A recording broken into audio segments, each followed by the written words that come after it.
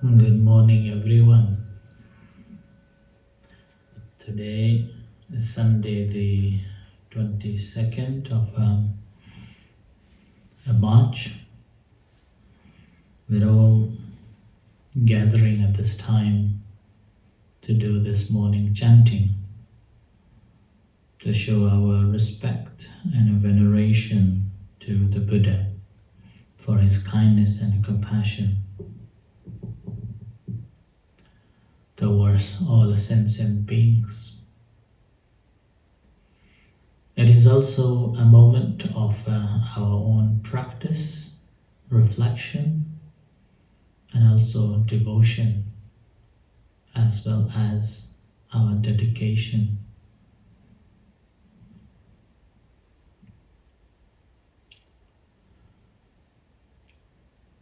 So dedication is something that we have to do it regularly, persistently. Only then it gives us the fruit. In the initial stage, when we take a refuge on the Buddha Dhamma Sangha, this refuge hasn't been firmly established, still shakeable. Those ups and downs and doubts, conformity still not confirmed. But with the regular practice, study and practice, contemplating on that, then eventually this becomes firm, establishes. The more we understand firmly our faith, the beliefs, conformity confirms.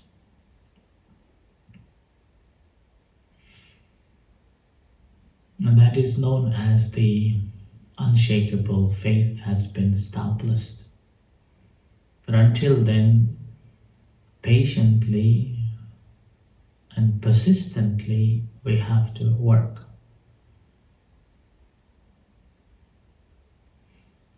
Oftentimes we want to achieve quickly and we want to know instantly due to the desire and due to the world conditioned that formed us or force us, which is the reason why people are attracted to the lotteries, prizes, sudden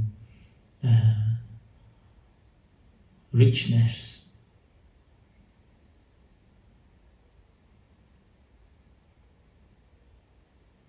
So our mind has been conditioned in such a way, so we desire to be enlightened or desire to be known or known things quickly, as soon as possible, or instantly,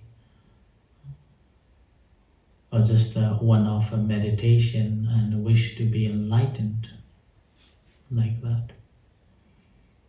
But this is not how it works. It requires persistent dedication and determination. Only then the fruit will arise. We can relate to ourselves when we were learning the alphabets, let's say A, B, C, D to Z. It was so hard to memorize, even to figure it out.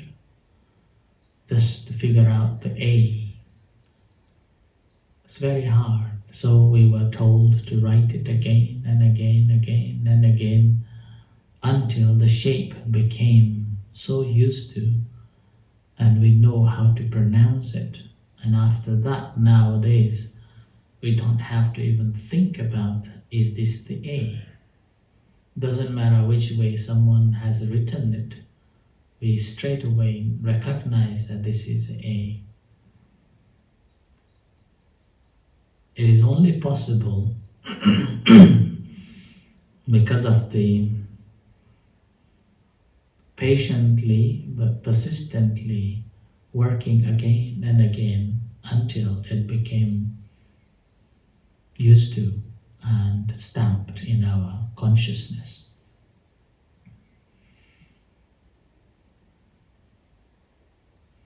A similar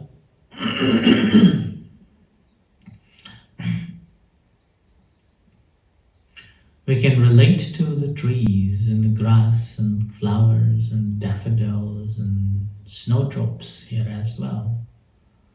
As you may have seen, snowdrops are coming out, blossoming, the daffodils are sprouting through the cold and under the earth's warm wraps for so many weeks and months. Now suddenly it's coming out. Patiently waiting for the warmer weather. Without the patience, it won't blossom. Same with the trees that we can see. Since the autumn, all the leaves will fallen down. It's like a dead tree, but patiently waiting, maintaining. And as the warm weather begins slowly, these are sprouting. Leaves are sprouting. So the patience is so important, and a dedication, determination are vital for the success. There is no instant enlightenment. There is no instant that we become skilled at once. It takes time. Not only takes the time, but also persistence, persistently doing it. When we persistently do, without we knowing, we become someone who has good skill on it or good knowledge on it, which I always reflect that when you learn the martial arts,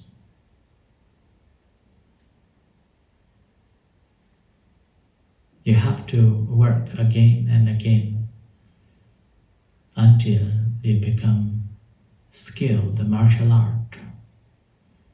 Now suppose you go on to the stage for the tournament, competition, but you didn't win. That failure doesn't mean that you don't know the skills. You know all the skills, all the moves. And why this is? Because we have been learning. And if certain events arises, we know how to defend without delay. So practice of the Dhamma is also like that. Patiently but persistently working. So eventually it becomes a second nature of ourselves. And whenever things arises, we will be able to deal with it without any delay. But obviously, patience and persistence are something that's very difficult to keep up. There are so many obstacles that obstruct to keep the persistence going on.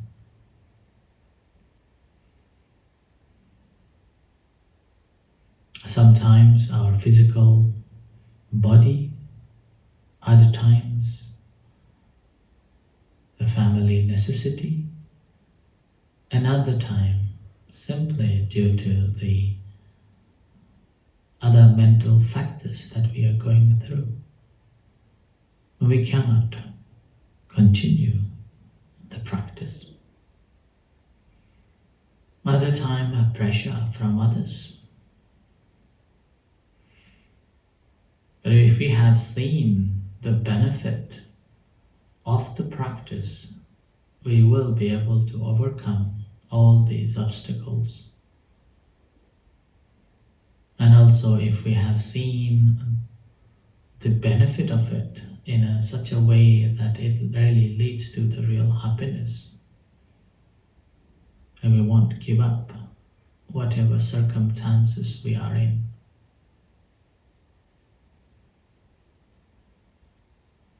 Meanwhile, seeing the danger that if I don't practice, what sort of a danger I should face in near future. Then again, you won't stop practicing.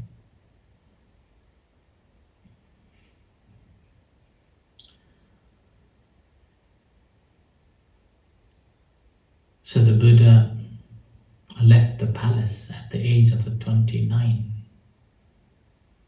seeking the enlightenment.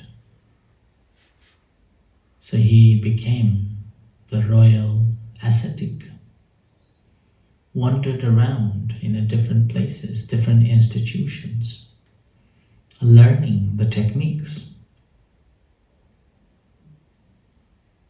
learning the practices. And then he realized that these teachers' teachings is not sufficient.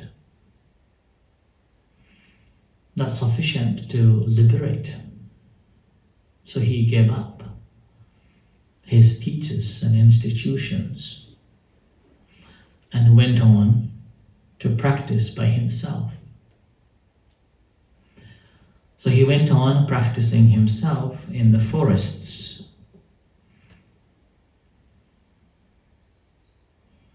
Then realizing that he is on his own and practicing and there is a possibility of his enlightenment, there comes the 5 another ascetics, one of them who had seen his future, that he will be the Buddha. So came and looked after him, take care of him, preparing food, preparing water, clearing around his area where he normally meditates. So providing all the facilities that he requires so that he doesn't have to work, he doesn't have to worry about. So these are 5 ascetics who are providing all the necessities for him.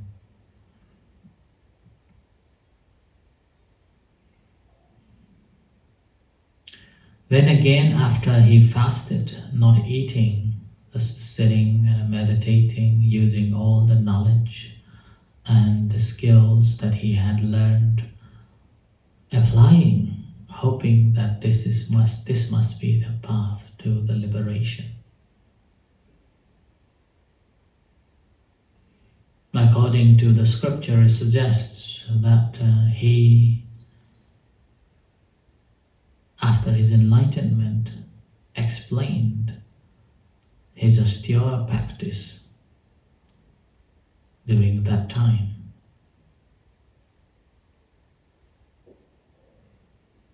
The Buddha said that his body became so thin, no energy even to stand up. All the hairs, body hairs, well, if you rub it, it just falls down. You could touch your backbone through your belly. And that thin he became. And yet he thought that it's no close to the enlightenment.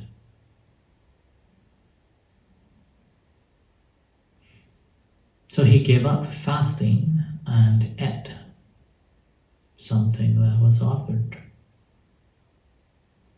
Having seen that he had eaten, these 5 ascetics felt that now on he has given up his practice. Now he's not going to be the enlightened one, we better leave. So these 5 ascetics came and asked him, why did you eat?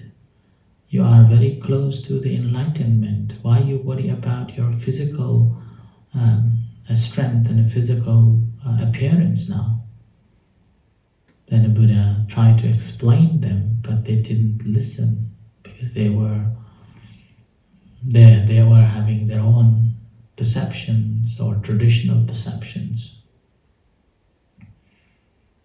So they left. So they left the Buddha alone in the forest.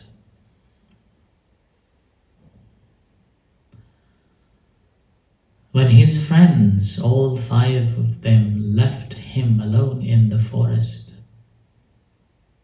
the Buddha, his mind didn't shaken.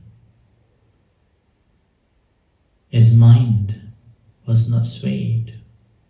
Instead, he put his determination and dedication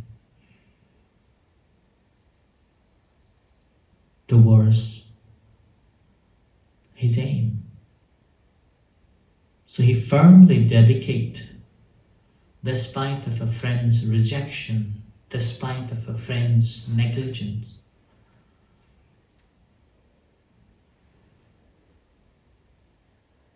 He patiently worked towards his enlightenment,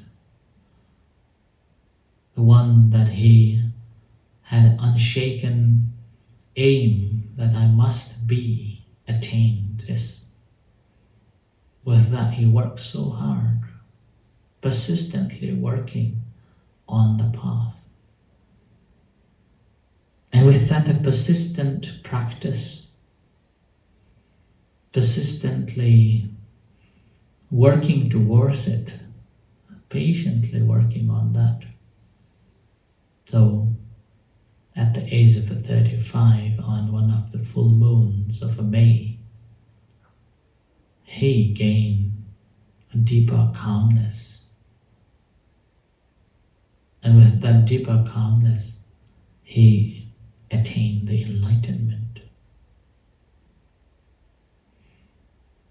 Now this is just his current life, but if we look at his previous lives, the very moment when he made a vow that I want to be the Buddha in the future to save the entire sentient beings, and he was recognized as the Bodhisattva, the Buddha to be. Ever since, he was patiently working life after life, life after life, 4 uncountable eons of a lifetime. That's many lifetimes, not 1,000 times, not 10,000 times, but uncountable, 4 uncountable eons of a lifetime. So he was patiently working towards the enlightenment. So if we reflect on his patience, his persistence, his determination towards this enlightenment, no one can be matched. No one is equal. Similarly, if we reflect back to ourselves, how much effort do we apply, or how much effort do we have on the practice? How much patience do we have to practice? Are we disturbed by this, or are we disturbed by that? What makes you to be disturbed?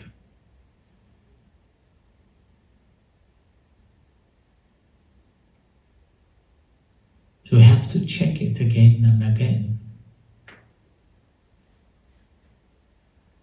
And the practice is not about displaying the superiority or the development of the ego. Practice practice must be, once you have practiced, makes you more humble, more welcoming, understanding others, knowing others. There is no force involved. There is no bullying involved in whichever ways. So that's why the more we practice the Dhamma, the more we understand ourselves and then the others. Putting ourselves on their shoes so we understand how much they are going through and how much suffering or misunderstanding going in them.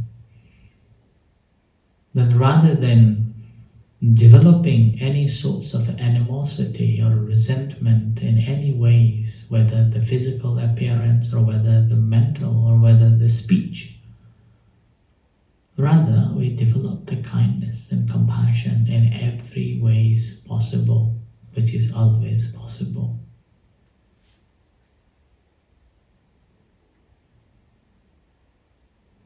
And so with that, a persistent practice, it helps us to understand that our feelings and emotions are like the cloud. It changes like the wind. It blows in from every direction. Wind doesn't blow only one direction. I like to be just the one direction. No, same our emotions. It runs all direction. When we understand that, then we are able to recognize that rather than holding on to it, the more we hold it, it makes more trouble. So rather than holding on to it, just let it go, like the rain. Cloud cannot hold anymore. So in order to free itself, it just let the rain, all the burden just flows down and the cloud becomes lighter and just float away. Same with us. Once we have understood, after the patiently working and a persistent practice, then we understand that when there is any emotional or feelings that causing a trouble, knowing that this is a heavier and causing a trouble, then let the rain falls. Let them go. When we let them go, then we free. We are freer.